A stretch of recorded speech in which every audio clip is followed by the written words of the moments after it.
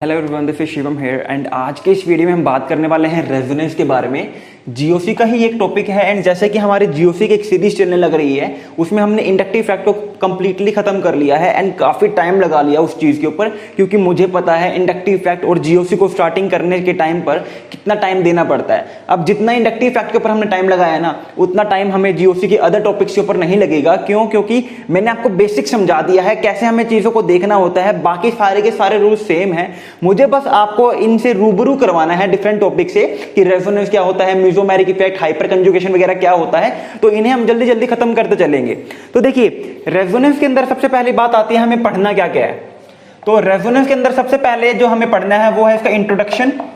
ठीक है, इंट्रोडक्शन के अंदर हम क्या क्या पढ़ेंगे? इंट्रोडक्शन के अंदर हम पढ़ेंगे कि रेजोनेंस की स्टडी करने की रिक्वायरमेंट क्यों पड़ी। ठीक है, यानी कि why we study resonance, why we study resonance, ये चीज आपको समझ में आनी चाहिए। क्यों? क्योंकि अगर आपको ये चीज समझ में आ गई ना, तो काफी हद तक ये चीज जो है रेजोनेंस को समझने में, रेजोनेंस को बताने में हेल्प कर जाएगी।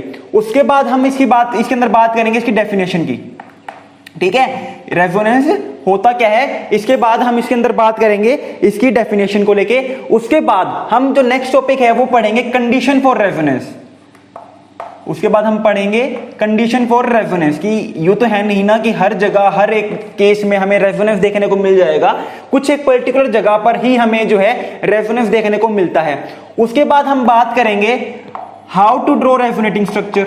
उसके बाद हम बात करेंगे how to draw resonating structure and इसी के अंदर हम बात करेंगे फिर important points regarding resonating structure. कुछ इंपॉर्टेंट पॉइंट्स जो कि रेजोनेटिंग स्ट्रक्चर ड्रॉ करते टाइम या फिर रेजोनेंस के अंदर जब आप स्टेबिलिटी वगैरह को चेक करते हो उस टाइम पर जो चीजें समझने में हमें हेल्प करती है। तो बहुत इंपॉर्टेंट पॉइंट्स हैं जैसे कि हमने इंडक्टिव इफेक्ट के अंदर पढ़े थे।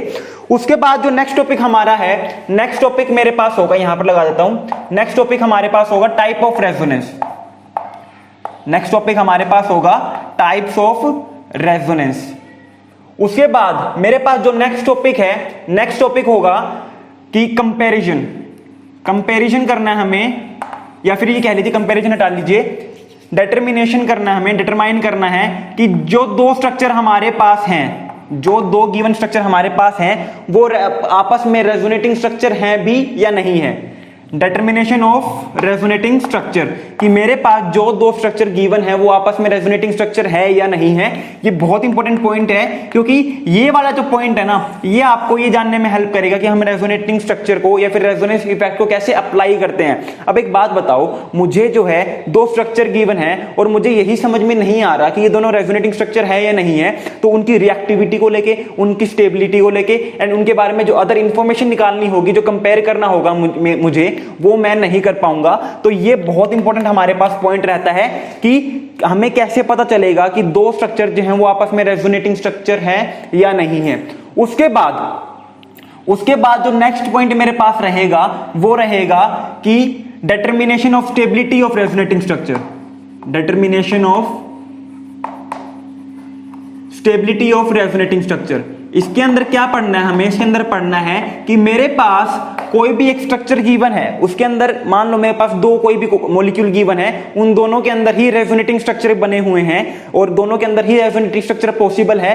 तो मुझे कैसे पता चलेगा कि इन दोनों के अंदर, इन दोनों मॉलिक्यूल में कौन ज्यादा स्टेबल है? तो उसके अंदर हम क्या, वो किसके अंदर पढ़ेंगे? Determination of stability of resonating structure या फिर determination of stability of molecule. तो ये पूरा का पूरा एक टॉपिक मैंने आपको बता दिया है कि रेजोनेटिंग स्ट्रक्चर के अंदर या फिर रेजोनेंस इफेक्ट के अंदर हमें क्या क्या पढ़ना है। सबको क्लियर है? ये एक नोटबुक पे उतार लो, ताकि किसी भी इफेक्ट को पढ़ने से पहले ना, सबसे अच्छी चीज पता क्या रहती है ऑर्गेनिक के अंदर, आप उनको एक नोटबुक में एक पेज के अंदर सबसे पहले जो है जो उसके अंदर हेडलाइंस है ना, वो उतार लो। इससे फायदा क्या होगा? मान लो आपने ये सारा का सारा जीओसी एक बार पढ़ लिया, उसके बाद बारी आती है रिवीजन की। मैं ये कभी भी नहीं कहता कि ऑर्गेनिक को रिवीजन की जरूरत नहीं पड़ती, लेकिन कंपेरेटिवली इनऑर्गेनिक एंड फिजिकल के कंपेयर में बिलीव मी आधा टाइम भी नहीं लगता ऑर्गेनिक को रिवाइज करने में। ठीक है, और उसमें भी सबसे अच्छी चीज क्या हो जाएगी कि अगर आपने टॉपिक लिख रखा है रेजोनेंस एंड उसके अंदर आपने सब टॉपिक्स या फिर सब हेडलाइंस बना रखी है कि इसके अंदर मुझे ये पढ़ना है, ये पढ़ना है, ये पढ़ना है, ये चीजें हैं, तो अब आप क्या करो, रिवीजन के टाइम पर आप जो है टॉपिक्स मत ओपन करो, आप जस्ट ये हेडलाइंस देखो, उसके बाद आप इन टॉपिक को देखते चलो, why we study resonating structure, and सोचो कि हमें क्यों जरूरत है रेजोनेटिंग स्ट्रक्चर पढ़ने की, इसकी क्या डेफिनेशन है, कंडीशंस क्या होती है रेजोनेंस के अंदर, किस तरीके से हम ये डिटरमाइन कर सकते हैं कि कोई भी दो स्ट्रक्चर जो आपस में रेजोनेटिंग स्ट्रक्चर होंगे या नहीं होंगे। तो आज की वीडियो में हम बात करने वाले हैं इंट्रोडक्शन के बारे में कि रेजोनेंस का इंट्रोडक्शन क्या है, उसके बाद हम बात करेंगे कंडीशन फॉर रेजोनेंस की रेजोनेंस के लिए क्या कंडीशन है, उसके बाद हम बात करेंगे how to draw resonating structure, ठीक है, और उसके बाद हम बात करेंगे important points regarding resonating structure. आज हम ये 4 टॉपिक खत्म कर देंगे और बाकी के जो 4 टॉपिक है वो कल हम खत्म कर देंगे। ये 4 टॉपिक मैंने आज की वीडियो में इसलिए लिए हैं क्योंकि ये चारों टॉपिक जो हैं वो एकदम बेसिक्स हैं, ये रेजोनेंस एकदम बेसिक्स हैं। अगर ये समझ में आ गई ना तो आपको समझ लो कि रेजोनेंस जो है समझ में आ गया है। कल जो भी हम पढ़ेंगे वो सारी की सारी जो है इसके बारे में फर्दर बातें होंगी जो कि आपको क्वेश्चंस करने में हेल्प करेगी। अब क्वेश्चंस करने से पहले आपको चीजों का बेसिक भी तो पता होना चाहिए ना। तो ये हमारे पास सारी की सारी हेडिंग्स थी। अब बात करते हैं हम इंट्रोडक्शन के बारे में, रेजोनेंस के इंट्रोडक्शन के बारे में। सबसे पहली चीज, मैं डेफिनेशन पे जाने से पहले आपको समझाना चाहूंगा कि रेजोनेंस की स्टडी करना क्यों इंपॉर्टेंट है, ठीक है। तो पहली पॉइंट क्या है, हम पढ़ रहे हैं कि why we study resonating structure.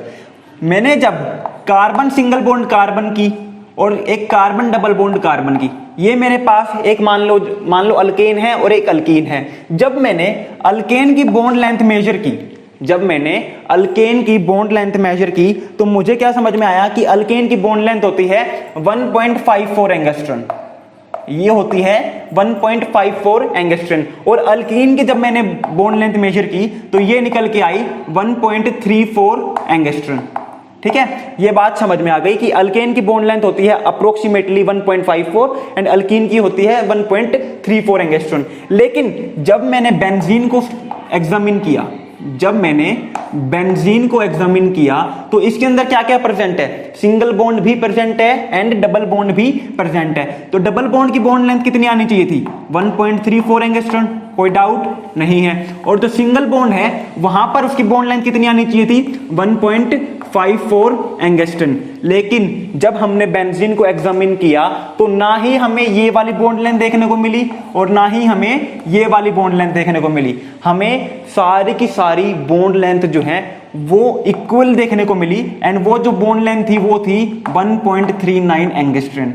उस टाइम पे जो साइंटिस्ट इस चीज को स्टडी कर रहे थे ना, उन सबका दिमाग खुल गया कि ये कैसे हो गया। बेंजीन के अंदर डबल बॉन्ड है तो उनकी बॉन्ड लेंथ आनी चाहिए थी 1.34 एंगस्ट्रॉन एंड सिंगल बॉन्ड की आनी चाहिए थी बॉन्ड लेंथ 1.54 एंगस्ट्रॉन। चलो मान लिया कि कुछ हो रहा होगा इसके अंदर और उसकी वजह से कि क्या पता सारी की सारी बॉन्ड लेंथ, चलो मान लो 1.34 एंगस्ट्रॉन आ जाती तो भी समझ में आता, सारी की सारी बॉन्ड लेंथ 1.54 एंगस्ट्रॉन आ जाती तो भी समझ में आता। लेकिन ना तो ये वाली बॉन्ड लेंथ आ रही है हमारे पास मेजर्ड वाली, ना ही मेजर्ड बॉन्ड लेंथ जो है वो ये वाली है, वो तो इनके बीच की बॉन्ड लेंथ है, दैट इज 1.34 एंगस्ट्रॉन। तो ऐसा क्या हुआ यहां पर कि हमें सारी की सारी बॉन्ड लेंथ एक तो इक्वल देखने को मिल रही है, ऊपर से एकदम अलग बॉन्ड लेंथ, इन दोनों बॉन्ड लेंथ के बीच की बॉन्ड लेंथ हमें देखने को मिल रही है। तो पहली चीज तो ये थी जो कि जिसकी वजह से साइंटिस्ट जो है क्यूरियस हुए इस चीज को जानने में। दूसरी चीज क्या, एक बीकर लिया, इस बीकर के अंदर क्या था, अल्कीन का सॉल्यूशन हमने ले लिया, इस बीकर के अंदर अल्कीन का हमने सॉल्यूशन ले लिया एंड इसके अंदर हमने क्या डाल दिया, bromine in presence of H2O, ठीक है। और हमने क्या देखा कि हमारे पास ब्रोमीन का कलर क्या होता है, रेडिश ऑरेंज होता है। ब्रोमीन का कलर क्या होता है, रेडिश ऑरेंज होता है। ये आपने जब लैब में आपने ब्रोमीन देखा होगा तब एग्जामिन किया होगा। तो हमने क्या देखा, जैसे ही हमने bromine in presence of H2O को अल्कीन के अंदर डाल दिया तो मेरे पास जो ब्रोमीन का कलर है वो डिस्चार्ज हो गया, कलर ऑफ ब्रोमीन क्या हो गया, डिस्चार्ज हो गया। यानी कि जो पहले रेड कलर था अब वो कलर खत्म हो गया, ठीक है। हुआ क्या होगा, ऑब्वियस ही बात है, कार्बन डबल बॉन्ड कार्बन है यहां पर मेरे पास, इसके सामने मैंने ब्रोमीन ले लिया तो यहां पे क्या हो गया होगा, मेरे पास एडिशन रिएक्शन हो गई होगी। यहां पर मेरे पास एडिशन रिएक्शन हो गई होगी, एंड जो ब्रोमीन है Br2 वो किस में चला गया होगा, इस तरीके से इसमें कन्वर्ट हो गया होगा। तो इस वजह से कलर क्या हो गया, ब्रोमीन का डिस्चार्ज हो गया। लेकिन जब मैंने ब्रोमीन वाटर टेस्ट, इसको हम क्या कहते हैं, ब्रोमीन वाटर टेस्ट कहते हैं, जब मैंने bromine in presence of water को बेंजीन के अंदर लिया, इसको मैंने जब बेंजीन के अंदर लिया तो मुझे क्या देखने को मिला, जो कलर था ब्रोमीन का वो रिटेन था, कलर जो था ब्रोमीन का वो रिटेन था, यानी कि कलर अब की बार ब्रोमीन का डिस्चार्ज नहीं हुआ। इसका मतलब क्या है, यहां पर मेरे पास जो अल्कीन प्रेजेंट है उसने ब्रोमीन के साथ एडिशन रिएक्शन शो नहीं की। तो ये दूसरा हमारे पास एक क्यूरियस पॉइंट था जिसकी वजह से हमें ये जानने में इच्छा हुई, ये समझने में हमें हेल्प मिली कि यहाँ पे आखिर हो क्या रहा होगा। और जब साइंटिस्ट ने इन चीजों को स्टडी किया तो उन्होंने जो चीज ऑब्जर्व की उस चीज को उन्होंने क्या नाम दिया, उस चीज को उन्होंने नाम दिया रेजोनेंस का। ठीक है, तो साइंटिस्ट ने क्या बताया, साइंटिस्ट ने जो फिनोमेना यहां पर ऑब्जर्व किया जिसकी वजह से हमें ये अनयूजुअल बिहेवियर देखने को मिल रहा है, चाहे इनकी बोन लेंथ हो, चाहे यहां पर इनके टेस्ट को लेके हो, तो उन्होंने उस अनयूजुअल फिनोमेना को किस चीज का नाम दिया, रेजोनेंस का नाम दिया। तो अब आपको समझ में आ गया होगा इन एग्जाम्पल के थ्रू कि हमें रेजोनेंस को पढ़ने की जरूरत क्यों पड़ी। कोई डाउट यहां पर अभी तक, कोई भी डाउट नहीं है। ठीक है, अब बात करते हैं रेजोनेंस। तो उन्होंने बता दिया कि यहां पर रेजोनेंस हो रहा होगा, लेकिन उन्होंने क्या डिफाइन किया कि रेजोनेंस होता क्या है। उन्होंने रेजोनेंस को लेके क्या डिफाइन किया कि रेजोनेंस होता क्या है, इसकी डेफिनेशन क्या है। तो देखिए साइंटिस्ट ने क्या कहा, जो भी जिसके ऊपर काम कर रहा था उन्होंने क्या कहा, रेजोनेंस कुछ भी नहीं है, it is delocalization of pi electron. ठीक है, ये क्या है, delocalization of pi electron in conjugated system. Resonance क्या है, delocalization of pi electron, delocalization of pi electron in conjugated system. बहुत इंपॉर्टेंट बात पता क्या है यहां पे सबसे इंपॉर्टेंट बात है ये एक word, that is conjugated system. अगर कॉन्जुगेशन प्रेजेंट नहीं होगी तो वहां पर हमें रेजोनेंस देखने को नहीं मिलेगा। तो इस लाइन को जो है अंडरलाइन कर लो। ऑर्गेनिक के अंदर आप चीजों को अंडरलाइन करते चला करो, क्योंकि अगर मैंने ये पॉइंट नहीं लिखा ना, ये मैंने वर्ड नहीं लिखे दो, तो ये पूरा का पूरा इसका कोई मतलब नहीं रह जाएगा। ठीक है, क्योंकि रेजोनेंस के लिए कंजुगेटेड सिस्टम होना बहुत ज्यादा जरूरी है, जो कि हम कंडीशन ऑफ रेजोनेंस में पढ़ेंगे। तो इस चीज को जरूर लिखो।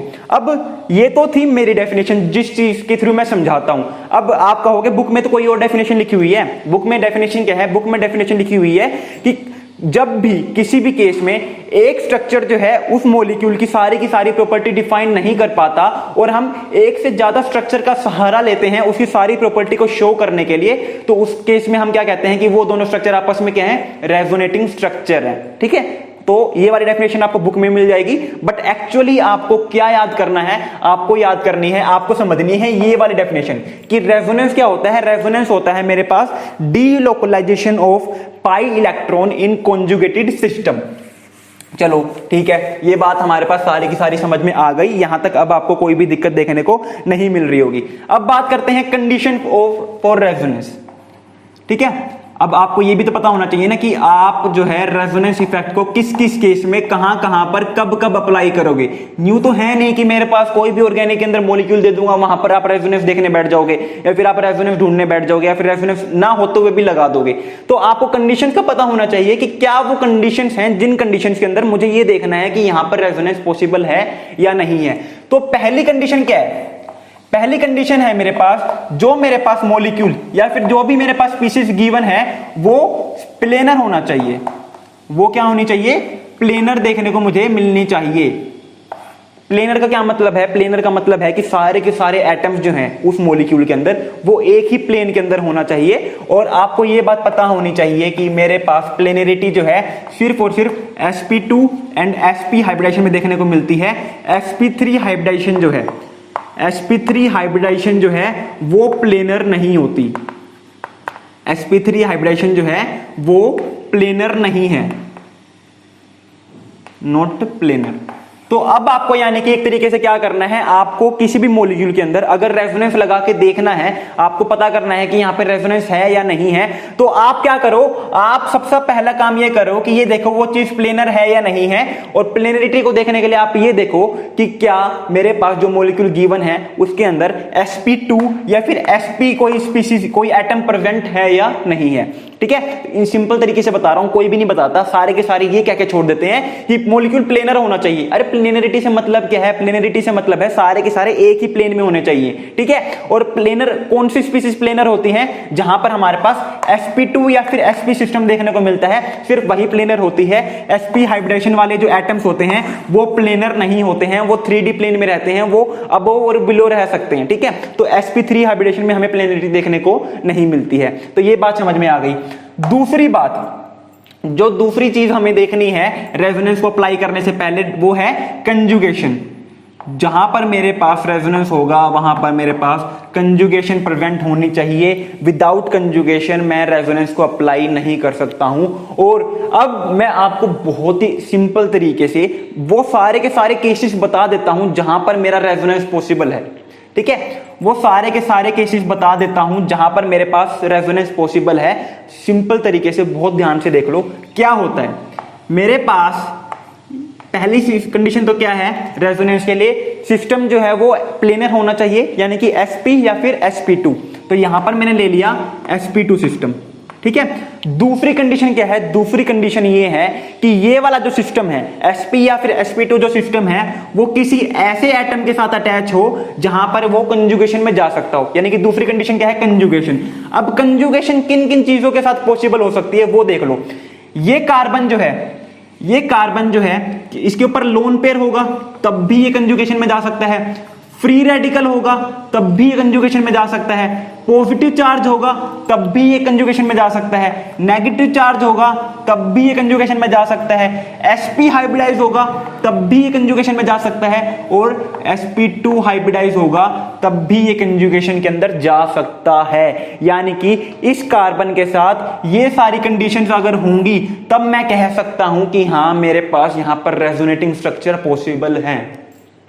समझ में नहीं आ रहा होगा कैसे, वो हम देखेंगे। How to draw resonating structure, सबसे पहली बात इंपॉर्टेंट वो है। लेकिन अब आपको ये बात तो पता होनी चाहिए, इसको तो आप चांद सितारे स्टार मार्क जो भी लगाते हो ना वो लगा दो कि रेजोनेंस के लिए जो मेरे पास sp या sp2 हाइब्रिडाइज कार्बन है उसके नेक्स्ट जो मेरे पास एटम या फिर कोई भी कार्बन एटम है उसके साथ अगर इनमें से कोई भी एक चीज प्रेजेंट होगी, इनमें से कोई भी एक चीज प्रेजेंट होगी तो वहां पर मेरे पास कंजुगेशन पॉसिबल होती है। यानी कि वहां पर मैं रेजोनेटिंग स्ट्रक्चर बना सकता हूं। समझ में नहीं आ रहा होगा, बना के दिखाता हूं। अब एक एक स्ट्रक्चर बना के दिखाऊंगा, इससे आपको यह पता चल जाएगा कि हमें रेजोनेटिंग स्ट्रक्चर ड्रॉ कैसे करने होते हैं। ठीक है, इससे हमें यह पता चल जाएगा कि हमें रेजोनेटिंग स्ट्रक्चर ड्रॉ कैसे करने होते हैं। तो देखो रेजोनेटिंग स्ट्रक्चर कैसे होते हैं। रेजोनेंस क्या होता है, डीलोकलाइजेशन ऑफ पाई इलेक्ट्रॉन। ठीक है, रेजोनेंस क्या होता है मेरे पास, डीलोकलाइजेशन ऑफ पाई इलेक्ट्रॉन। यानी कि जो पाई इलेक्ट्रॉन है ना सिर्फ और सिर्फ वही डीलोकलाइज होते हैं, कभी भी सिग्मा इलेक्ट्रॉन जो है वो डीलोकलाइज नहीं होंगे। तो चलो पहला केस क्या है मेरे पास, मैंने पहला केस क्या बताया है, कार्बन डबल बॉन्ड कार्बन और उससे जो नेक्स्ट कार्बन है उसके साथ क्या प्रेजेंट है, लोन पेयर प्रेजेंट है। चलो यहां पर मैंने यहां पे कार्बन की जगह मान लो ऑक्सीजन मान लिया, जिसके ऊपर लोन पेयर प्रेजेंट है। सबको ठीक है, सबको दिख रहा है यहां पे ऑक्सीजन है उसके ऊपर लोन पेयर प्रेजेंट है। तो होगा कैसे यहां पे रेजोनेंस, ये लोन पेयर जो है यहां पर इन्वॉल्व होंगे और ये पाई बॉन्ड जो है वो यहां पर शिफ्ट हो जाएगा। और देखो रेजोनेंस का सिंबल क्या होता है, मैंने शुरू में बताना भूल गया मैं, रेजोनेंस को हम डबल हेडेड एरो से रिप्रेजेंट करते हैं। ठीक है, तो ये रेजोनेंस का मेरे पास सिंबल है। और यहां पर क्या देखने को मिलेगा, देखो चलो मैं पहले ट्रांजिशन स्टेट बना देता हूं। ट्रांजिशन स्टेट में मुझे क्या देखने को मिलेगा, यहां पे कार्बन है, यहां पे मेरे पास ऑक्सीजन है। तो देखो यहां पर एक नया पाई बॉन्ड बनेगा, तो यहां पर मैंने एक डॉटेड लाइन बना दी और यहां पर जो पाई बॉन्ड था वो टूट जाएगा, तो यहां पर भी मैंने डॉटेड लाइन बना दी। ये डॉटेड लाइन क्या शो कर रही है, फॉर्मेशन को, और ये डॉटेड लाइन क्या शो कर रही है मेरे पास, डिस्ट्रक्शन को या फिर बॉन्ड ब्रेकिंग को।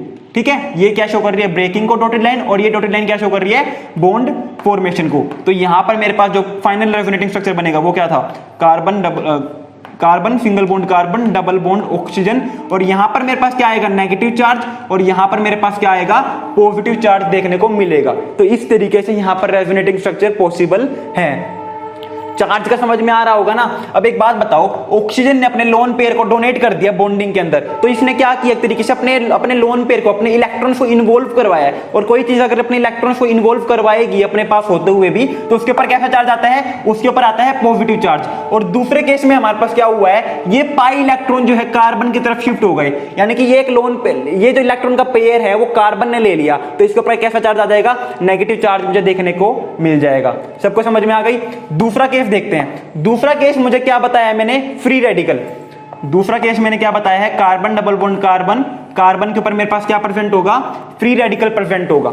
ठीक है, यहां पर किसी को कोई दिक्कत, अभी तक किसी को कोई दिक्कत नहीं है और कोई दिक्कत होनी भी नहीं चाहिए। तो क्या होता है फ्री रेडिकल में, देखो क्या होगा, फ्री रेडिकल में क्या मतलब है, एक ही इलेक्ट्रॉन प्रेजेंट है, इलेक्ट्रॉन का पेयर प्रेजेंट नहीं है। मैं ये वाला एरो, कंप्लीटली हेडेड एरो तब दिखाता हूं जब मैं पूरे इलेक्ट्रॉन के पेयर को इन्वॉल्व करवाता हूं रेजोनेंस में। ठीक है, लेकिन यहां पे क्या है, एक ही इलेक्ट्रॉन है, तो यहां पर क्या होगा, मेरे पास एक सिंगल हेडेड एरो यहां से, एक सिंगल हेडेड एरो यहां से, और यहां से ये हो जाएगा। ठीक है, तो यहां पर क्या हुआ मेरे पास, यहां पर होमोलिटिक क्लीवेज हो गया बॉन्ड का, और यहां पर मुझे क्या देखने को मिलेगा, फिर यहां पर क्या देखने को मिलेगा मुझे, कार्बन कार्बन कार्बन। और यहां पर देखो एक इलेक्ट्रॉन तो इस पाई बॉन्ड का इस कार्बन के ऊपर आ गया, और एक इलेक्ट्रॉन तो एक इलेक्ट्रॉन इसके पास था ही, तो एक इलेक्ट्रॉन और एक इलेक्ट्रॉन मिलकर क्या बना लेंगे, पाई बॉन्ड बना लेंगे। और इस कार्बन के ऊपर क्या आएगा, जब यहां पर होमोलिटिक क्लीवेज हुई तो एक इलेक्ट्रॉन कहां चला गया, इस कार्बन के ऊपर चला गया। तो यहां पर मेरे को क्या देखने को मिल गया, इस तरीके से एक रेजोनेटिंग स्ट्रक्चर देखने को मिल गया। ठीक है, सबको समझ में आ गया। थर्ड केस क्या है मेरे पास, थर्ड केस क्या है, कार्बन डबल बॉन्ड कार्बन है, और उस कार्बन से नेक्स्ट में मेरे पास क्या है, पॉजिटिव चार्ज प्रेजेंट है। अब पॉजिटिव चार्ज का क्या मतलब होता है, पॉजिटिव चार्ज का मतलब है ये इलेक्ट्रॉन डेफिशिएंट है, और इलेक्ट्रॉन डेफिशिएंट होगा तो क्या होगा, ये इलेक्ट्रॉन डेंसिटी को अपनी तरफ लेगा, तो यहां पर क्या होगा, ये पाई इलेक्ट्रॉन्स जो है वो डीलोकलाइज होकर यहां पर चले जाएंगे, और यहां पर मुझे क्या देखने को मिलेगा, कार्बन डबल बॉन्ड कार्बन। और ये जो पॉजिटिव चार्ज था जो पहले इस कार्बन के ऊपर था, अब किसके ऊपर आ जाएगा, इस कार्बन के ऊपर आ जाएगा। क्यों, क्योंकि पहले यहां पे दो बॉन्ड बने हुए थे, अब यहां पे क्या है, एक बॉन्ड बना हुआ है, यानी कि एक पूरी की पूरी पाई इलेक्ट्रॉन पेयर जो है वो आगे शिफ्ट हो गया, तो ऑब्वियसली बात है इसके ऊपर तो पॉजिटिव चार्ज ही तो आएगा ना। सबको समझ में आ गया ये चीज भी। अब फोर्थ केस देखते हैं। फोर्थ केस क्या है मेरे पास, जब नेगेटिव चार्ज प्रेजेंट हो, जब मेरे पास नेगेटिव चार्ज प्रेजेंट हो। अब स्टूडेंट्स कहेंगे सर आपने तो कहा था कि कंजुगेशन के लिए, सॉरी रेजोनेंस स्ट्रक्चर बनाने के लिए हमारे पास सबसे पहली कंडीशन क्या होती है कि वो प्लेनर होने चाहिए। तो मेरे पास कार्बन आयन यहां पर है, कार्बन आयन तो sp3 हाइब्रिडाइज होता है, कार्बन आयन तो sp3 हाइब्रिडाइज होता है। तो ये आप गलती कर रहे हो। मैंने जब रिएक्टिव इंटरमीडिएट में कार्बन आयन पढ़ाया था तो वहां पर मैंने आपको बताया था कार्बन आयन जो है वो sp3 हाइब्रिडाइज तब होता है जब वो रेजोनेंस का पार्ट नहीं होता। अगर वो रेजोनेंस का पार्ट होगा तो वहां पर मेरे पास जो कार्बन आयन होता है वो sp3 ना रह के क्या बन जाता है, sp2 बन जाता है। और यहां पर अब ये किस तरीके से रेजोनेंस शो करेगा, यहां पर ये इस तरीके से रेजोनेंस शो करेगा। ये जो नेगेटिव चार्ज है, ये जो नेगेटिव चार्ज है वो यहां पर इन्वॉल्व होएगा, और ये जो है पाई इलेक्ट्रॉन जो है वो इस कार्बन के ऊपर शिफ्ट हो जाएंगे, और मुझे क्या देखने को मिलेगा, carbon carbon double bond carbon, और यहां पर मेरे पास नेगेटिव चार्ज देखने को मिल जाएगा। सबको समझ में आ रहे हैं। इसी तरीके से अगर मेरे पास अल्काइन प्रेजेंट है, मान लो इसी तरीके से मेरे पास अल्काइन प्रेजेंट है, तो वहां पर मुझे कैसे देखने को मिलेगा, चलो यहां पे बना लेता हूं, आखिरी केस बचा हुआ है। अल्काइन प्रेजेंट है, carbon double bond carbon carbon, ठीक है, कार्बन, एक minute, carbon double bond carbon triple bond carbon. तो यहां पर अब देखो क्या होगा मेरे पास, यहां पर मेरे पास क्या होगा, ये पाई इलेक्ट्रॉन जो है वो यहां पर शिफ्ट होंगे, और ये पाई इलेक्ट्रॉन जो है इस कार्बन के ऊपर शिफ्ट हो जाएंगे, और मुझे क्या रेजोनेटिंग स्ट्रक्चर देखने को मिलेगा, carbon negative charge carbon double bond carbon. ठीक है, तो इस तरीके से मुझे यहां पर जो है डिफरेंट रेजोनेटिंग स्ट्रक्चर जो है देखने को मिल जाएंगे। और एक बात और यहां पर मेरे पास, और वो बात क्या है कि इसी तरीके से हम अल्कीन के अंदर भी जो है शो कर सकते हैं हमारे पास रेजोनेटिंग स्ट्रक्चर। ठीक है, और देखो यहां पर क्या हुआ, यहां पर ये पाई इलेक्ट्रॉन जो है यहां पर शिफ्ट हुए, ये पाई इलेक्ट्रॉन यहां पर शिफ्ट हुए, इसके ऊपर नेगेटिव चार्ज और इसके ऊपर क्या आ जाएगा मेरे पास, पॉजिटिव चार्ज आ जाएगा। क्यों, क्योंकि इसने अपने एक बॉन्ड को ब्रेक करके आगे प्रोवाइड कर दिया है। ठीक है, सबको समझ में आ गए। तो इस तरीके से हम जो है अलग अलग रेजोनेटिंग स्ट्रक्चर बना सकते हैं। और रेजोनेटिंग स्ट्रक्चर बनाने के लिए हमारे पास रिक्वायरमेंट क्या है, सबसे पहले क्या, एक तो प्लेनर होना चाहिए सिस्टम। अगर प्लेनर नहीं है तो आप बेशक इन चीजों को मत देखो। अगर मेरे पास सिस्टम प्लेनर नहीं है तो बेशक इन चीजों को मत देखो। उसके बाद क्या देखना है हमें, उसके बाद हमें देखना है कि उस प्लेनर सिस्टम के साथ अगर कंजुगेशन में इनमें से कोई भी एक चीज प्रेजेंट होगी तो वहां पर रेजोनेटिंग स्ट्रक्चर बनाना पॉसिबल हो जाता है। अब आपके माइंड में क्वेश्चन अराइज हो रहा होगा कि ये प्लेनर है क्या, यहां पर तो सिंगल बॉन्ड है, तो क्या ये कार्बन मेरे पास सारे के सारे प्लेनर हैं जो मैंने रेजोनेंस शो कर दिया? तो खुद देखो, कार्बन डबल बॉन्ड कार्बन है, अल्कीन है ये। चलो यहां पे इसको दोबारा बना देता हूं, ठीक है। ये कार्बन क्या है मेरे पास? sp2, क्योंकि अल्कीन के साथ अटैच है। ये कार्बन मेरे पास क्या है? ये कार्बन भी sp2 है क्योंकि अल्कीन का पार्ट है। अब देखो ये कार्बन क्या है मेरे पास? sp, क्योंकि अल्काइन है, यहाँ पे ट्रिपल बॉन्ड है, और ये कार्बन भी क्या है मेरे पास? sp। तो ये सारे के सारे मेरे पास एटम क्या है? प्लेनर है। मैंने जितने भी आपको बताए हैं ना, सारे के सारे प्लेनर है। ये देखो यहाँ पर एग्जांपल, ये क्या है मेरे पास? sp2 अल्कीन का पार्ट है। ये क्या है मेरे पास? sp2 अल्कीन का पार्ट है। और कार्बोकैटायन मेरे पास क्या होता है देखने को मिलता है? sp2 मेरे पास देखने को मिलता है। उसी तरीके से मैंने यहाँ पर आपको बता दिया था कि अगर मेरे पास कार्बन आयन है और वो अगर कंजुगेशन में प्रेजेंट है तो वो sp3 ना रह के sp2 हो जाता है। तो इसी तरीके से सारे के सारे क्या है मेरे पास? प्लेनर मॉलिक्यूल, प्लेनर एटम है, और इनके अंदर क्या प्रेजेंट, क्या हो सकता है? रेजोनेंस हो सकता है। तो हमने इंट्रोडक्शन पढ़ लिया जिसके अंदर हमने बात की है कि रेजोनेंस की स्टडी करनी क्यों इंपॉर्टेंट है, उसकी डेफिनेशन देख ली, कंडीशन देख ली रेजोनेंस के लिए, और डिफरेंट रेजोनेटिंग स्ट्रक्चर को हम कैसे बनाते हैं वो भी हमने अभी सीख लिया है। कोई डाउट हो तो मुझे कमेंट सेक्शन में कमेंट कर देना, या फिर मुझे इंस्टाग्राम की आईडी जो है, अगर आपको कहीं पर भी किसी पर्टिकुलर पॉइंट पे दिक्कत है तो इंस्टाग्राम की आईडी भी दे रखी है मैंने आपको, मैं दोबारा सेंड कर दूंगा लिंक वगैरह उसका, तो वहां पर जाकर आप चेकआउट मुझे मैसेज कर देना कि ताकि मैं आपकी जो भी डाउट है उसको सॉल्व कर सकूं। ठीक है, चलो अब हमने रेजोनेटिंग स्ट्रक्चर कैसे बनते हैं, कैसे देखना है कि यहाँ पे रेजोनेंस पॉसिबल है या नहीं है, वो चीज तो देख ली। अब एक क्वेश्चन देता हूं मैं आपको जहां पर आप रेजोनेटिंग स्ट्रक्चर खुद बना के देखो। अब मैं आपको एक क्वेश्चन देता हूं। क्वेश्चन क्या है मेरे पास? बेंजीन की रिंग है, सारी की सारी एकदम अच्छी तरीके से बना के देखना है आपको। बेंजीन की रिंग है और उसके ऊपर मेरे पास हाइड्रोक्सी ग्रुप प्रेजेंट है, और मुझसे पूछा हुआ है कि बताओ क्या यहाँ पर रेजोनेटिंग स्ट्रक्चर पॉसिबल है।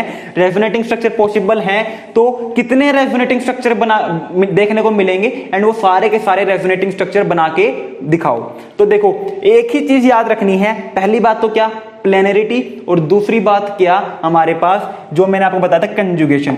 और कंजुगेशन के लिए मैंने आपको क्या बताया था? मेरे पास क्या होना चाहिए? कार्बन डबल बॉन्ड कार्बन, और यहां पर मेरे पास मान लीजिए कोई भी एक एटम है ए, इसके ऊपर क्या क्या प्रेजेंट हो सकता है? लोन पेयर प्रेजेंट हो सकता है, पॉजिटिव चार्ज प्रेजेंट हो सकता है, नेगेटिव चार्ज प्रेजेंट हो सकता है, sp हाइब्रिडाइज्ड एटम प्रेजेंट हो सकता है यहाँ पर, या फिर sp2 हाइब्रिडाइज्ड एटम प्रेजेंट हो सकता है, या फिर यहाँ पे फ्री रेडिकल प्रेजेंट हो सकता है। तो हमें सबसे पहले क्या देखना है? कंजुगेशन। मेरे पास क्या है? बेंजीन, और बेंजीन के अंदर सारे के सारे क्या होते हैं मेरे पास? sp2 हाइब्रिडाइज होते हैं, देखने को मिलते हैं। बेंजीन के अंदर सारे के सारे sp2 हाइब्रिडाइज देखने को मिलते हैं। रीजन बताता हूं क्यों। इस क्वेश्चन को करने से पहले बेंजीन को ही देख लेते हैं हम एक बार। मेरे पास ये बेंजीन है, इसके अंदर मेरे पास 6 पाई इलेक्ट्रॉन प्रेजेंट है। ठीक है, अब एक बात देखो, ये सारे के सारे क्या है मेरे पास? कंजुगेशन के अंदर प्रेजेंट है। कैसे? कार्बन डबल बॉन्ड कार्बन, उसके नेक्स्ट जो कार्बन है, उसके नेक्स्ट जो एटम है मेरे पास, ये किस में प्रेजेंट है? sp में। उसी तरीके से कार्बन डबल बॉन्ड कार्बन, उससे जो नेक्स्ट एटम है वो किस में प्रेजेंट है? sp2 में। सॉरी, यहां पर भी sp2 है, यहां पर भी sp2 है, यहां पे मैंने sp बोल दिया था ना, गलती से बोल दिया। तो सारे के सारे क्या है मेरे पास? sp2 हाइब्रिडाइज कार्बन एटम है, और सारे के सारे किस में है? कंजुगेशन में है। तो यहाँ पे रेजोनेंस कैसे होगा? ये पाई इलेक्ट्रॉन यहां पर शिफ्ट होंगे, ये पाई इलेक्ट्रॉन यहां पर शिफ्ट होंगे, एंड ये पाई इलेक्ट्रॉन जो है यहां पर शिफ्ट होंगे, और यहां पर मुझे क्या देखने को मिल जाएगा? मेरे पास एक और रेजोनेटिंग स्ट्रक्चर देखने को मिल जाएगा, जिसमें मेरे पास कुछ इस तरीके का स्ट्रक्चर देखने को मिल रहा होगा। ठीक है, तो यानी कि मेरे पास बेंजीन के अंदर रेजोनेंस पॉसिबल है, सारे के सारे एटम sp2 है तो प्लेनर हो गया, और दूसरी कंडीशन जो है ये वाली जो है वो भी फुलफिल ये कर रहा है। अब एक बात देखो, यहां पर क्या हुआ? जो पहले पाई बॉन्ड थे वो सिग्मा बॉन्ड में कन्वर्ट हो गए, और जो पहले सिग्मा बॉन्ड था वो किस में कन्वर्ट हो गया? पाई बॉन्ड में कन्वर्ट हो गए। एंड इसी वजह से बेंजीन के अंदर सारी की सारी बॉन्ड लेंथ क्या होती है? इक्वल होती है। क्यों? क्योंकि इनके अंदर जो है रेजोनेंस चलता रहता है, और यहां पर जो रेजोनेटिंग स्ट्रक्चर आखिरी में हमें देखने को मिलता है, अगर हम इसको डिस्क्राइब करना चाहे तो हम यहां पे इसको इस तरीके से राउंड सर्कल से, डॉटेड राउंड सर्कल से रिप्रेजेंट करते हैं, जो कि शो कर रहा है कि मेरे पास सारे की सारी बॉन्ड लेंथ क्या है यहाँ पर? इक्वल देखने को मिल रही है। और इसी वजह से इनकी सारी की सारी बॉन्ड लेंथ कितनी होती है मेरे पास? देखने को मिलती है 1.39 एंगस्ट्रॉम। ठीक है, ये बेंजीन का चक्कर था। अब देखो अब मुझे यानी कि ये पता है बेंजीन के अंदर तो रेजोनेंस पॉसिबल है, तो रेजोनेंस होगा कैसे? क्या मैं इस रिंग के अंदर ही जैसे अभी रेजोनेंस दिखाया वैसे शो करूंगा, या फिर यहां पर कोई और तरीके से रेजोनेंस होगा? तो एक बात देखो, ऑक्सीजन के ऊपर मैंने आपको क्या बताया था, लोन पेयर होते हैं। अब एक सिस्टम देखो, एक सेकेंड मैं दूसरी चौक ले लेता हूं ताकि आपको मैं वो सिस्टम दिखा सकूं। ठीक है, ये सिस्टम देखो, ये वाला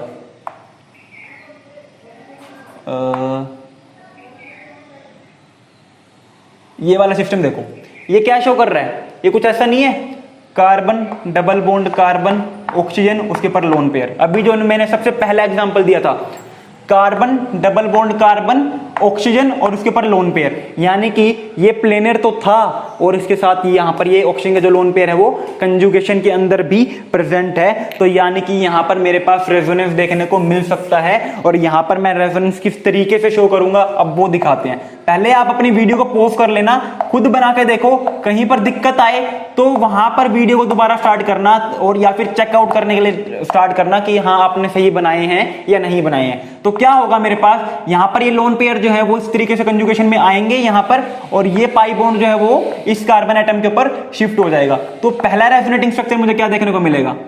पहला रेजोनेटिंग स्ट्रक्चर मुझे क्या देखने को मिलेगा? मेरे पास यहां पर नेगेटिव चार्ज है, यहां पर डबल बॉन्ड OH पॉजिटिव, कोई डाउट यहां पर? कोई भी डाउट नहीं है। उसके बाद क्या होगा, ये नेगेटिव चार्ज, अब यहां पर देखो, यहां पर क्या सिस्टम बन गया, कार्बन डबल बॉन्ड कार्बन, उससे नेक्स्ट कार्बन के ऊपर क्या है, negative charge, carbon double bond carbon, उससे नेक्स्ट कार्बन के ऊपर क्या है, नेगेटिव चार्ज। यहां पर भी रेजोनेंस पॉसिबल है, और यहां पर क्या होगा फिर, ये नेगेटिव चार्ज यहां पर आएगा और ये जो है यहां पर शिफ्ट कर जाएगा। उसके बाद हमारे पास क्या देखने को मिल जाएगा, मुझे यहां पर जो है इस तरीके से एक और रेजोनेटिंग स्ट्रक्चर जो है देखने को मिल जाएगा।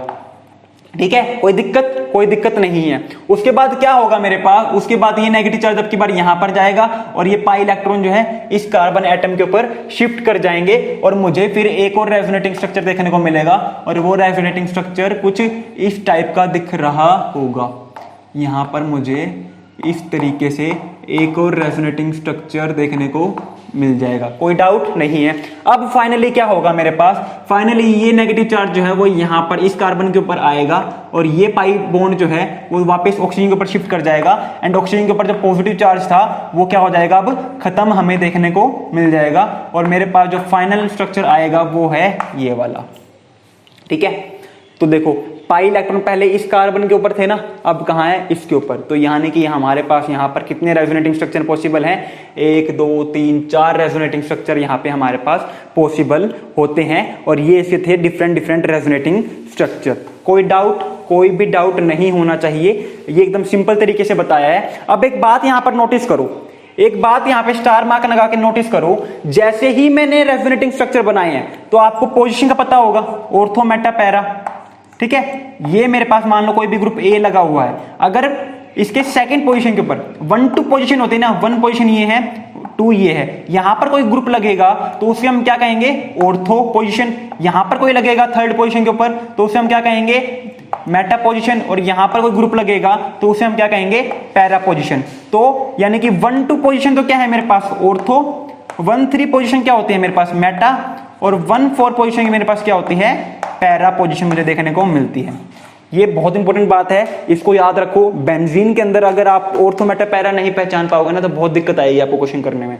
ठीक है, तो देखो यहां पर मुझे क्या देखने को मिल रहा है, जैसे जैसे मैंने रेजोनेटिंग स्ट्रक्चर बनाए तो मेरे पास जो इलेक्ट्रॉन डेंसिटी है, जो नेगेटिव चार्ज है, वो कहां पर प्रेजेंट है। सबसे पहले देखो इस स्ट्रक्चर के अंदर, ये तो मेरे पास न्यूट्रल स्ट्रक्चर है, यहां पर तो कुछ है नहीं। नेगेटिव चार्ज कहां पर प्रेजेंट है, 1 2 पोजीशन के ऊपर, 1 2 पोजीशन के ऊपर, यानी कि यहां पर किस में प्रेजेंट है, ऑर्थो पोजीशन के ऊपर मेरे पास नेगेटिव चार्ज प्रेजेंट है। यहां पर देखो, यहां पर कहां प्रेजेंट है, 1 2 3 4, 1 4 पोजीशन, 1 4 पोजीशन क्या होती है, पैरा। तो यहां पर मेरे पास नेगेटिव चार्ज कहां प्रेजेंट है, पैरा पोजीशन के ऊपर प्रेजेंट है। यहां पर कहां प्रेजेंट है, 1 2 पे 1 2, तो यहां पर मेरे पास क्या पोजीशन है, ऑर्थो पोजीशन प्रेजेंट है। यानी कि मेरे पास रेजोनेटिंग स्ट्रक्चर जब भी मैं ड्रॉ करूंगा तो देखो यहां पर तो ये क्या था, इलेक्ट्रॉन डोनेटिंग ग्रुप लगा हुआ था, इलेक्ट्रॉन इसने डोनेट कर दिए। लेकिन मान लो दूसरा ग्रुप क्या हो सकता है, दूसरा ग्रुप हो सकता है इलेक्ट्रॉन विड्रॉइंग ग्रुप, तो वो इलेक्ट्रॉन विड्रॉ कर लेगा और जहां पर नेगेटिव चार्ज प्रेजेंट है ना वहां पर हमें पॉजिटिव चार्ज देखने को मिल जाएगा एंड सेम पोजीशन होगी पॉजिटिव चार्ज की भी। तो मेरे पास जो इंपॉर्टेंट पॉइंट्स है वो क्या है, जब भी हम रेजोनेटिंग स्ट्रक्चर ड्रॉ करते हैं और इलेक्ट्रॉन डेंसिटी वो क्या करेगा, रेजोनेटिंग स्ट्रक्चर रिंग के ऊपर वो क्या करेगा, रेजोनेटिंग स्ट्रक्चर रिंग के ऊपर इलेक्ट्रॉन डेंसिटी को इंक्रीज या डिक्रीज करेगा। इलेक्ट्रॉन डेंसिटी को क्या करेगा, इंक्रीज या फिर डिक्रीज करेगा। और वो जो इंक्रीज और डिक्रीज हमें देखने को मिलेगा वो सिर्फ और सिर्फ, जो इंपॉर्टेंट पॉइंट है वो सिर्फ और सिर्फ हमें ऑर्थो या फिर पैरा एंड पैरा, ऑर्थो या फिर पैरा नहीं, ortho and para, ortho and para position के ऊपर ही देखने को मिलेगा। मेटा पोजीशन के ऊपर, इस पोजीशन के ऊपर कभी भी देखने को नहीं मिलेगा। कहीं दिख रहा है आपको नेगेटिव चार्ज इस पोजीशन के ऊपर, ना यहां पर है, ना यहां इस केस में कहीं पर है, ना इस केस में कहीं पर है। तो यानी कि रेजोनेटिंग स्ट्रक्चर ड्रॉ करते टाइम हमारे पास इलेक्ट्रॉन डेंसिटी सिर्फ और सिर्फ ऑर्थो एंड पैरा पोजीशन के ऊपर ही इंक्रीज या फिर डिक्रीज होती है। मेटा पोजीशन के ऊपर भी कभी भी इंक्रीज या डिक्रीज नहीं होती है। और जब हम इलेक्ट्रोफिलिक सब्स्टिट्यूशन पढ़ते हैं ना या फिर न्यूक्लियोफिलिक सब्स्टिट्यूशन पढ़ते हैं बेंजीन रिंग के अंदर, तो हम हमेशा वो दोनों जो ग्रुप ऐड करने हैं हमें, सब्स्टिट्यूट किए हैं हमने, वो ऑर्थो और पैरा पोजीशन के ऊपर लगते हैं, कभी भी मेटा पोजीशन के ऊपर नहीं लगते हैं। उसका रीजन है ये वाला, ठीक है, क्या कि रेजोनेटिंग स्ट्रक्चर जो है वो सिर्फ और सिर्फ ऑर्थो एंड पैरा पोजीशन के ऊपर ही इलेक्ट्रॉन डेंसिटी को चेंज करता है, मेटा के ऊपर कभी भी चेंज नहीं करता है। सबको समझ में आ गई? ठीक है। अब एक क्वेश्चन मैं आपको दे देता हूं, खुद से करने की ट्राई करना। जैसे कि मैंने यहां पे आपको एक एग्जांपल दिया जिसमें हाइड्रोक्सी ग्रुप अटैच था और ये हाइड्रोक्सी ग्रुप क्या कर रहा था, ये हाइड्रोक्सी ग्रुप जो है वो हमारी इलेक्ट्रॉन डेंसिटी को रिंग के ऊपर इंक्रीज कर रहा था। तो अब आपके पास एग्जांपल है, एक बेंजीन रिंग है और इसके ऊपर क्या लगा हुआ है, NO2 ग्रुप लगा हुआ है और आपको इसके रेजोनेटिंग स्ट्रक्चर बना के दिखाने हैं। कितने रेजोनेटिंग स्ट्रक्चर बनेंगे और कैसे बनेंगे, आई होप आपको खुद कर लोगे और मुझे मैसेज भी कर देना कमेंट सेक्शन में कि सर हमने कर लिया। ठीक है, एक एग्जांपल और एक हिंट दे देता हूं मैं आपको। इसका स्ट्रक्चर कुछ ऐसा होगा, जब आप NO2 ग्रुप को खोलोगे ना तो इसका स्ट्रक्चर कुछ ऐसा होगा, N डबल बॉन्ड O और यहां पे ये।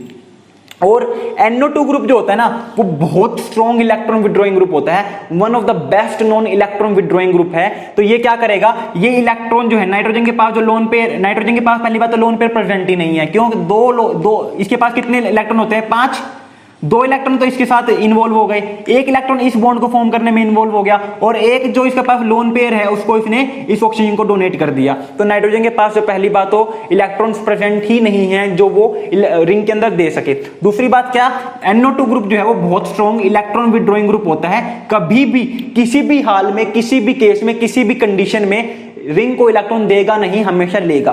करना कैसे है, ये जो पाई इलेक्ट्रॉन है ना इसको यहां पर शिफ्ट करा दो, ये जो है यहां पर शिफ्ट हो जाएगा और मेरे पास जो रेजोनेटिंग स्ट्रक्चर देखने को मिलेगा ना वो कुछ ऐसा देखने को मिल जाएगा, वो कुछ ऐसा देखने को मिल जाएगा। NO नेगेटिव यहां पर ये है और यहां पर क्या आ जाएगा, पॉजिटिव चार्ज। क्यों, क्योंकि यहां से पाई इलेक्ट्रॉन था, वो पाई इलेक्ट्रॉन खत्म हो गया तो यहां पर इलेक्ट्रॉन डेफिशिएंसी हो गई और यहां पर क्या आ गया, फिर पॉजिटिव चार्ज। उसके बाद आपको क्या करना है, उसके बाद कुछ भी नहीं करना, ये यहां पर शिफ्ट करना है और मेरे पास जो नेक्स्ट रेजोनेटिंग स्ट्रक्चर बनेगा, मेरे पास जो नेक्स्ट रेजोनेटिंग स्ट्रक्चर बनेगा यहां पर पॉजिटिव चार्ज आ जाएगा और यहां पर मेरे पास NO और O नेगेटिव है ही।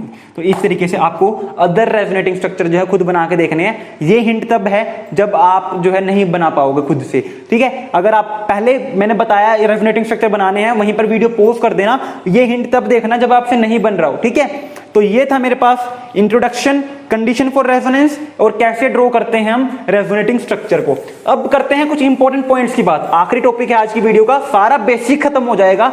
कल तो बस हम क्वेश्चंस के लिए काम करेंगे, अब कल तो फिर हम बस क्वेश्चंस कैसे करने हैं वो काम करेंगे। इंपॉर्टेंट पॉइंट्स, कुछ इंपॉर्टेंट पॉइंट्स जो हैं, जो आपको याद रखने हैं, जो आपको समझने हैं। पहला इंपॉर्टेंट पॉइंट क्या है मेरे पास, रेजोनेंस एनर्जी, रेजोनेंस स्ट्रक्चर जो है, रेजोनेंस स्ट्रक्चर जो है वो डायरेक्टली प्रोपोर्शनल होते हैं स्टेबिलिटी को लेके, वो डायरेक्टली प्रोपोर्शनल होते हैं स्टेबिलिटी को लेके। कि जितने ज्यादा रेजोनेंस स्ट्रक्चर बन रहे होंगे उतनी ही ज्यादा मेरे पास जो रिएक्टेंट है, जो मॉलिक्यूल है रिएक्टेंट के अंदर गिवन, उसकी उतनी ही ज्यादा स्टेबिलिटी होगी। और जितनी ज्यादा मेरे पास स्टेबिलिटी होगी मेरे पास मॉलिक्यूल की, एक बात बताओ ना, मैं बहुत ज्यादा स्टेबल हूं इस घर के अंदर, तो मुझे ये घर बहुत कन्वीनियंट लगता है रहने के लिए, तो मैं क्या यहां से उठ के किसी और घर में शिफ्ट करूंगा? नहीं करूंगा। क्यों? क्योंकि मुझे यहाँ पे ज्यादा स्टेबिलिटी मिल रही है, मुझे यहाँ पे कन्वीनियंस है, मैं यहाँ पे रहा हूं बचपन से, तो मैं ये घर को क्यों शिफ्ट करूंगा? उसी तरीके से अगर मेरे पास मॉलिक्यूल जो है वो ऑलरेडी बहुत ज्यादा स्टेबल है, रेजोनेटिंग स्ट्रक्चर का मतलब है जितने ज्यादा रेजोनेटिंग स्ट्रक्चर मिल रहे हैं उतना ही ज्यादा मेरे पास मॉलिक्यूल स्टेबल है, एंड जितना ज्यादा मॉलिक्यूल स्टेबल होगा वो जो है उतनी ही कम रिएक्टिविटी शो करेगा, वो उतनी ही कम रिएक्टिविटी शो करेगा। क्यों? क्योंकि रिएक्टेंट स्टेबल है तो वो क्यों रिएक्ट करके किसी और प्रोडक्ट के अंदर कन्वर्ट होना चाहेगा। ठीक है, तो यानी कि आपको एक बात याद रखनी है कि जितनी ज्यादा रेजोनेंट स्ट्रक्चर बन रहे होंगे उतनी ज्यादा स्टेबिलिटी होगी और उतनी ही कम रिएक्टिविटी मुझे देखने को मिलती है मेरे मॉलिक्यूल की। अब मैं दूसरी बात करूं तो दूसरी बात क्या है, चलो इसके अंदर ही ऐड कर देता हूं कि रेजोनेंस स्ट्रक्चर जो है डायरेक्टली प्रोपोर्शनल होते हैं स्टेबिलिटी के, इनवर्सली प्रोपोर्शनल होते हैं रिएक्टिविटी के, एंड डायरेक्टली प्रोपोर्शनल होते हैं ये रेजोनेंस एनर्जी के। ये डायरेक्टली प्रोपोर्शनल किसके हैं? रेजोनेंस एनर्जी के। एंड एक और बात इसके अंदर ऐड कर दूं तो ये इनवर्सली प्रोपोर्शनल होते हैं पोटेंशियल एनर्जी के। ये इनवर्सली प्रोपोर्शनल होते हैं किसके? पोटेंशियल एनर्जी के। तो आपको ये 1 2 3 4 5 बातें तो इंपॉर्टेंट है, याद रखनी है, आपको कभी भी नहीं भूलनी है। दूसरी बात अगर मैं बात करूं रेजोनेंस के अंदर, तो ये जो है सिर्फ और सिर्फ वर्क करता है इन पाई इलेक्ट्रॉन्स के बीच के अंदर। अगर मैं चाहूं कि मेरा रेजोनेंस जो है वो सिग्मा बॉन्ड के अंदर भी ऑपरेट हो जाए तो वो चीज पॉसिबल नहीं है। क्यों? क्योंकि रेजोनेंस जो है वो सिर्फ और सिर्फ पाई इलेक्ट्रॉन्स के अंदर ही ऑपरेट होता है, सिग्मा इलेक्ट्रॉन्स के अंदर कभी भी ऑपरेट नहीं होता है। तो अगर कोई ऐसा मॉलिक्यूल दिख रहा है जिसके अंदर कोई पाई इलेक्ट्रॉन्स ही नहीं है तो वहां पर गलती से भी मत सोच लेना कि मैं वहां पर रेजोनेंस स्ट्रक्चर बना के देख लूं। क्यों टाइम खराब कर रहे हो? बता तो दिया मैंने आपको कि रेजोनेंस जो है वो सिर्फ और सिर्फ पाई इलेक्ट्रॉन्स के अंदर वर्क करता है, सिग्मा इलेक्ट्रॉन्स के अंदर वर्क कभी भी नहीं करता है। उसके बाद जो नेक्स्ट इंपॉर्टेंट पॉइंट है, जो रेजोनेंस इंपैक्ट है, ये बात मैं आपको बता चुका हूं लेकिन इंपॉर्टेंट पॉइंट में आपको लिखना है स्टार मार्क लगा के इसको। तो जो रेजोनेंस इंपैक्ट है वो सिर्फ और सिर्फ ऑर्थो एंड पैरा पोजीशन पे देखने को मिलता है। वो सिर्फ और सिर्फ ऑर्थो एंड पैरा पोजीशन के ऊपर देखने को मिलता है, मेटा पोजीशन के ऊपर नहीं देखने को मिलता है, नॉट ऑन मेटा। ये बात तो मैंने आपको एग्जांपल देके समझाई भी थी जब मैं आपको हाइड्रोक्सी बेंजीन का जब स्ट्रक्चर जो है बता रहा था, उस टाइम पे मैंने आपको समझा दिया था इस चीज के बारे में। उसके बाद मेरे पास जो नेक्स्ट और आखिरी बात है, ये चीज जो है, ये सारे के सारे पॉइंट जब हम रेजोनेंस के जब हम स्ट्रक्चर को कंपेयर करेंगे ना, कौन ज्यादा स्टेबल है, कौन कम स्टेबल है, किसकी रिएक्टिविटी ज्यादा है, किसकी रिएक्टिविटी कम है, क्या ये रेजोनेंस स्ट्रक्चर है या नहीं है, वहां पर काम आएंगे। और आखिरी जो है मेरे पास जो पॉइंट वो क्या है कि रेजोनेंस एनर्जी जो है सबसे ज्यादा होती है, रेजोनेंस जो है एनर्जी जो है वो हाईएस्ट होती है इन दोज मॉलिक्यूल, उन मॉलिक्यूल के अंदर where resonating structure are equivalent. जहां पर मेरे पास जो रेजोनेटिंग स्ट्रक्चर हैं वो इक्विवेलेंट होंगे, वहां पर मेरे पास जो रेजोनेंस एनर्जी है, जो स्टेबिलिटी है, वो सबसे ज्यादा हाई देखने को मिलेगी। समझ में नहीं आया? अभी समझाता हूं। मान लो मेरे पास है कार्बोक्सिलिक एसिड RC+O ठीक है, यहां पर मेरे पास रेजोनेंस पॉसिबल है, कार्बन है, sp हाइब्रिडाइज है, उससे नेक्स्ट जो एटम है उसके अंदर नेगेटिव चार्ज प्रेजेंट है, तो यहां पर रेजोनेंस पॉसिबल है। ये देखो, ये है, तो ये वाली चीज है, इसके नेक्स्ट एटम क्या है मेरे पास? O-, तो यहां पे रेजोनेंस पॉसिबल है। इस चीज को अच्छे से घोट के पी जाओ, समझ जाओ, जहन में डाल लो कि ये चीज रेजोनेंस शो करेगी। आपको अगर यही समझ में नहीं आएगा ना कि यहाँ पे रेजोनेंस होगा या नहीं होगा, तो आप आगे कैसे बढ़ोगे ऑर्गेनिक के अंदर? तो मैंने आपको बहुत अच्छे से समझाया है, आप बस एग्जाम्पल अब प्रैक्टिस करते चलो, क्वेश्चन प्रैक्टिस करते चलो कि यहाँ पर रेजोनेंस होगा, यहाँ नहीं होगा, यहाँ होगा, यहाँ नहीं होगा।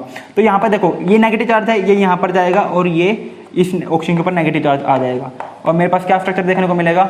RCO- double bond O। अब एक बात बताओ, क्या ये दोनों स्ट्रक्चर अलग हैं? क्या ये स्ट्रक्चर अलग है? R है, R सिंगल बॉन्ड कार्बन है यहाँ पे, R सिंगल बॉन्ड कार्बन यहाँ पे है, कार्बन डबल बॉन्ड ऑक्सीजन यहाँ पे प्रेजेंट है, कार्बन डबल बॉन्ड ऑक्सीजन यहाँ पे प्रेजेंट है, कार्बन सिंगल बॉन्ड ऑक्सीजन और उसके ऊपर नेगेटिव चार्ज यहाँ पर है, कार्बन सिंगल बॉन्ड ऑक्सीजन और इसके ऊपर नेगेटिव चार्ज यहाँ पर है। तो ऐसे रेजोनेटिंग स्ट्रक्चर को क्या कहते हैं हम? Equivalent resonating structure. ऐसे रेजोनेटिंग स्ट्रक्चर को हम क्या कहते हैं? Equivalent resonating structure. And equivalent resonating structure सबसे ज्यादा स्टेबल होते हैं। अब एक बात बताता हूं मैं आपको, एक खास बात इंपॉर्टेंट है, स्टार मार्क लगा लो इसको, तो चांद सितारे लगा लो, जो भी लगाते हो। मैंने क्या कहा? जितने ज्यादा रेजोनेटिंग स्ट्रक्चर होंगे ना, उतनी ज्यादा स्टेबिलिटी मुझे देखने को मिलेगी। जितने ज्यादा रेजोनेटिंग स्ट्रक्चर, उतने ज्यादा स्टेबिलिटी मुझे देखने को मिलेगी। मान लो एक मेरे पास एक मॉलिक्यूल के अंदर 5 रेजोनेटिंग स्ट्रक्चर है और दूसरे मॉलिक्यूल के अंदर 2 रेजोनेटिंग स्ट्रक्चर बन रहे हैं, ठीक है। लेकिन यहां पर ये जो 2 रेजोनेटिंग स्ट्रक्चर है ना, ये क्या है? इक्विवेलेंट रेजोनेटिंग स्ट्रक्चर है। ये क्या है मेरे पास? इक्विवेलेंट रेजोनेटिंग स्ट्रक्चर है। तो किसी को मत बताना अपने अलावा ये बात, अगर मेरे पास एक केस में 5 रेजोनेटिंग स्ट्रक्चर बन रहे हैं और दूसरे केस में 2 रेजोनेटिंग स्ट्रक्चर बन रहे हैं, लेकिन ये जो 2 रेजोनेटिंग स्ट्रक्चर हैं ये आपस में इक्विवेलेंट है, तो स्टेबिलिटी जो है इसकी ज्यादा होगी। स्टेबिलिटी जो है इसकी ज्यादा देखने को मुझे मिलेगी। ये बहुत इंपॉर्टेंट बात है। यहां पर बच्चे गलती कर जाते हैं जब आप रेजोनेंस के क्वेश्चन करते हो ना, वही मैं आपको बता रहा हूं। जितनी ज्यादा क्वेश्चन प्रैक्टिस करोगे ना, क्वेश्चन प्रैक्टिस करते करते बिलीव मी, ये वाला केस आपके सामने आता, ये वाला केस आपके सामने 100% आता, क्योंकि रेजोनेंस में one of the most important case है ये कि एक जगह तो इक्विवेलेंट रेजोनेटिंग स्ट्रक्चर है और एक जगह बहुत सारे रेजोनेटिंग स्ट्रक्चर बना रखे हैं, और हम जो है आंसर के अंदर तो लगा देते हैं कि 5 वाला जो है ज्यादा स्टेबल होगा 2 के कंपेयर में, क्योंकि 5 रेजोनेटिंग स्ट्रक्चर तो बहुत ज्यादा है 2 के कंपेयर में। और हमने पढ़ा हुआ है कि जितने ज्यादा रेजोनेटिंग स्ट्रक्चर उतनी ज्यादा स्टेबिलिटी। लेकिन एंड में रिजल्ट हमारे पास आंसर क्या निकल के आता है? जब हम आंसर चेक करते हैं कि हमारा आंसर गलत है, ये चीज होनी थी, फिर हम सोचते हैं ऐसा क्यों। ये चीजें आपको तब पता चलेंगी, आप तभी करते चलोगे जब आप जो है क्वेश्चन प्रैक्टिस करोगे, तभी आपके सामने आएंगी। तो ये था आज की वीडियो के बारे में। आई होप आपको रेजोनेंस के बारे में काफी कुछ नया समझ में आया होगा, काफी कुछ नया सीखने को मिला होगा, अच्छे से आप भी गया होगा समझ में। कोई भी डाउट हो तो मुझे कमेंट सेक्शन में कमेंट कर देना, या फिर आप मुझे जो है इंस्टाग्राम पे मैसेज ड्रॉप आउट कर सकते हो। जो मेरी इंस्टाग्राम आईडी है वो है shivam898, shivam898। यहां पर जाकर आप मुझसे अपनी किसी भी टाइप की क्वेरी के बारे में डिस्कस कर सकते हो। So thank you very much, have a good day.